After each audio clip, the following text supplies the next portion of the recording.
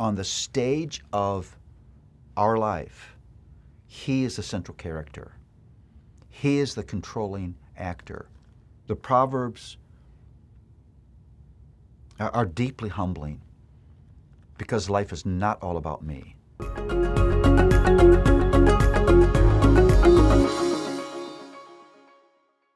Well, the Proverbs not only teaches us that we live in a moral world, but we live in a world under rule. Now, this theme is different than the themes we've looked at so far because it's not taught in a few passages or a particular chapter in Proverbs.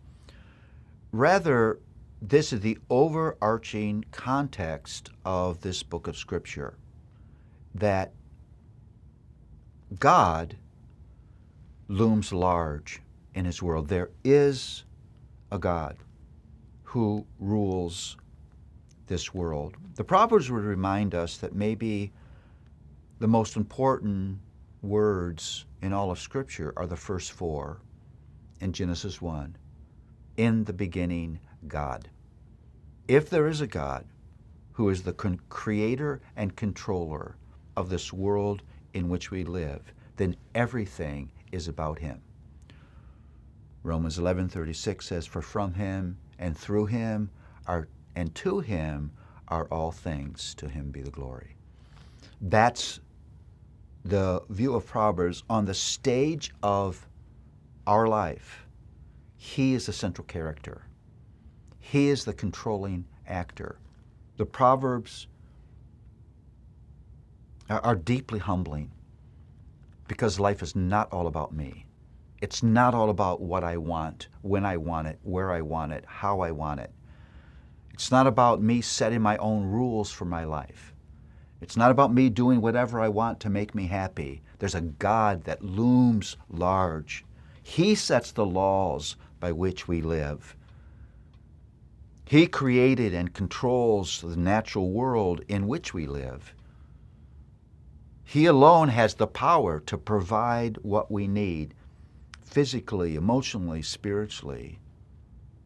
Yes, He rewards and He punishes.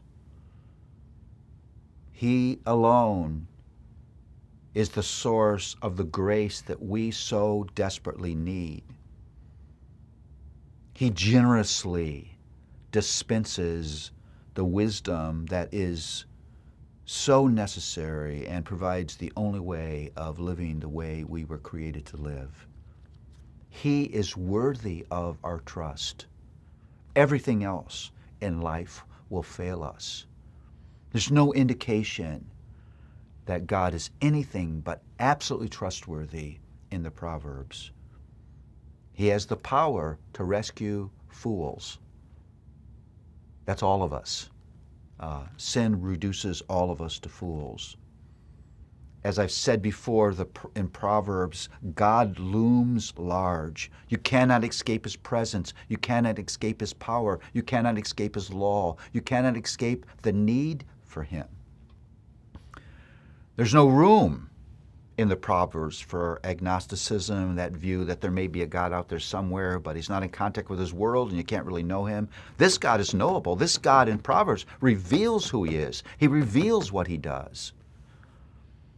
There's obviously no room for atheism. You can't read the Proverbs without crashing into the presence and power and authority and wisdom and grace of God again and again. In fact, the Proverbs actually forces us to understand that God is the environment in which we live. You can't get up in the morning without bumping into God. One of the saddest moments of the irrationality of sin in all of Scripture is when the prophet Jonah doesn't want to do what God has asked him to do, and he says that he's going to run from God's presence. If you think you can successfully escape the presence of God, you have gone spiritually insane. Well, there's none of that insanity in Proverbs. If life is about knowing and serving God, then we need a portion of Scripture where God looms large, where He is inescapable and glorious and present and active. This God is real, and this God is knowable. This God reveals Himself. And this God never slumbers or sleeps. He is constantly active, doing what He's promised to do. This God is our hope.